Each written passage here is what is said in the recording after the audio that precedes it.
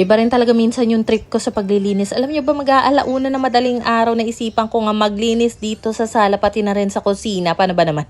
Meron pa akong bisitang paparating mamaya. Kaya naman eto, samahan niyo ako maglinis for today's video. Dahil mahimbing na nga yung tulog sa kwarto ng mga anak ko, pati na rin ni na papa, tsaka ng kuya ko, hindi na ako gumamit ng dust mite vacuum kasi medyo maingay nga yun. So pinalitan ko lang yung cover nitong sofa. Pero ang totoo niya, meron kasi akong bago na receive na sofa topper. Kailangan ko na yatang gawan to ng content dahil deadline ko na. Sabi ko, sige na nga, kahit na inaantok-antok na talaga ako niyan. Sige, for the go. Pangatlong sofa topper ko na nga to. And color black itong pinili ko. Pero sa actual, kita mo naman, para siyang dark gray. And ang lambot nito. Yung size nga pala na napili ko, 70 centimeters by 180 centimeters. Pero may ibang sizes na available dyan. Tapos maliban sa color black, may gray, khaki, beige, ganoon. And then magpapalit na rin pala ako ng cover nitong gaming chair kasi may bago tayong cover na na-receive. So eto nga pala mga pinaglalagay kong sofa cover, sofa topper, pati itong gaming chair cover. Pinaglalabhan ko na muna yung mga yan bago gamitin. Kung dati color gray yung napili kong cover nitong gaming chair, this time color black naman para minimalist. Minimalist.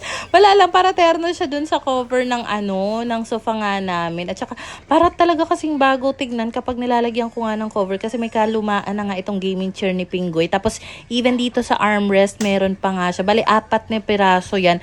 Yung link nitong gaming chair cover nasa baba or comment section, and maraming ibang colors na pwedeng pagpilian. So nung napalitan ko na nga ng cover itong sofa pati yung gaming chair, sabi ko okay na yan. Kaso nung nagwawalis na ako, nakita ko ang dami palang kalat dito. So sabi ko, inaantok na talaga ako, pero hindi naman ako mapakali knowing na ang daming kalat pala dito. Tapos may bisita pa akong parating. So sabi ko, sige na nga, ipupush ko na nga yung paglilinis. Madalas kasi talaga kapag nagwawalis ako dito sa sala, hindi ko na nga inuurong tong mga to. Nakita ko medyo maalikabok na rin pala. Kaya ayan, urungin na nga, urungin.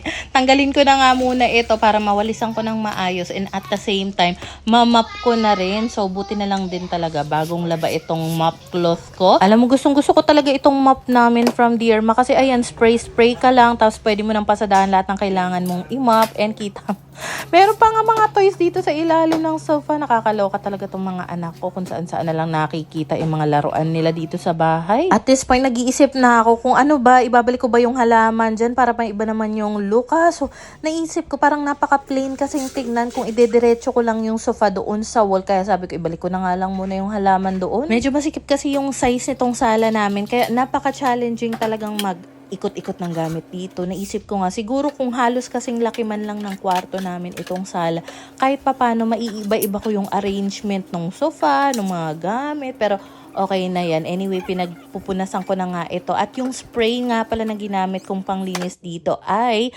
Seaways na multi-purpose cleaner. Ito nga palang wood shelf na 3 layers. 2 peraso kasi yung meron ako niyan. Isa nga dito sa sala and then yung isa nasa kwarto. So anyway, ipagpatuloy na nga natin ang paglilinis dito. And ito nga palang ergonomic chair ko. I decided na dito na lang siya ilagay para at least kapag may mga bisita kami, merong additional na mauupuan nga dito sa sala. Dahil nawalisan at namap ko na nga itong side na to, binalik ko na lang din sa dating pwesto yung sofa and tinanggal ko na nga itong clip fan dito para mapunasan ko nga itong mini table namin. Nitong mga nakaraan kasi gumagamit kami ng additional clip fan dito sa sala maliban nga doon sa solar fan namin. So diyan ka muna sa ilalim for today. And for sure, meron na naman magko-comment. Mag-declutter kayo, mag-declutter. Huy, ang dami ko nang pinag-declutter. Sadyang maliit lang talaga itong apartment namin. Kaya mukha talagang masikip siya. Pero okay naman kami. Okay kami, huwag kayong mag-alala. Tsaka mahilig din naman ako mag-declutter. Kaya nga ang dami ko na nabenta, napamigay. Yung ibang wala na talagang pag-asa. Pinagtatapon ko na nga rin. So anyway, hanggang dito sa kusina, maglilinis na rin ako ng very, very light. And mga oras na yan,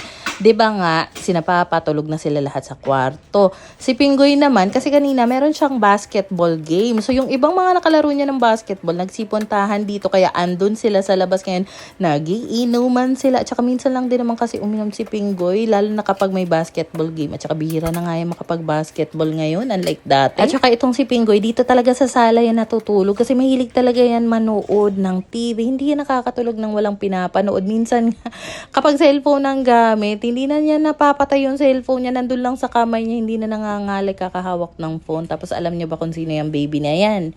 Si Pinggoy yan. Tapos every time makikita nga yan ni baby ko, tinatanong namin, sino yan? Sasabihin niya, baby kowa. Akala niya talaga pag may mga pictures ng baby, siya palagi. Syempre, pupunasan ko na nga rin itong lamesa at pati na rin itong upuan namin. So, itong lamesa namin na to, baka may magtanong, maalog. Yes, medyo maalog po siya, pero in fairness naman, matibay yan. So, para sa amin na napakaliit nga lang ng bahay, pwedeng-pwede na sa amin yan. It serves its purpose. Anyway, pinagwawalisan ko na nga ito at pinagtatanggal ko na muna yung mga gamit sa ilalim ng lamesa. So, meron pala akong ibang mga ide-declutter pa, kaya rin pala andito yung kuya ko, yung papa ko, kasi yung ibang mga gamit, ibibigay ko nga sa kanila para maiuwi na nila at mabawasan nga yung gamit dito sa bahay.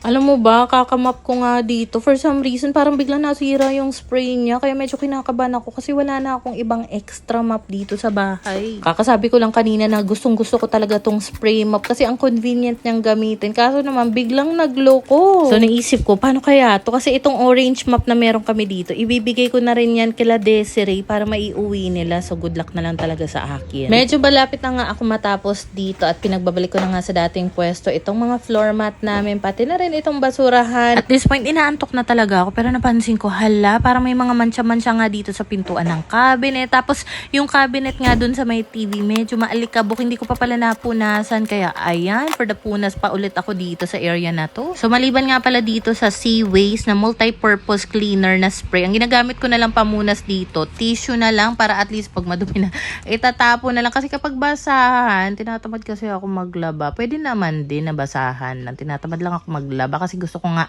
matapos na agad itong paglilinis dahil antok na nga rin talaga ako. So currently, ang pinaka-issue ko dito sa mop na to is every time pipindutin ko nga yung handle para mag-release siya ng spray, parang hindi nga kumakapit, parang hindi siya napupush na mag-release ng spray. So for the meantime, pwede pa rin naman siya magamit na ganyan. Medyo struggle nga lang. Ewan ko ba, hindi man lang tumagal sa akin to ng ilang buwan, nakakaloka. So mag-hunting na muna ako ng bagong map na pwede kong ma-request. Ay, grabe naman talaga. At para naman sa finale, gumamit lang ako ng room spray from Airwell and ang scent na napili ko nga pala ay Conrad. So ayun lang muna for today's video.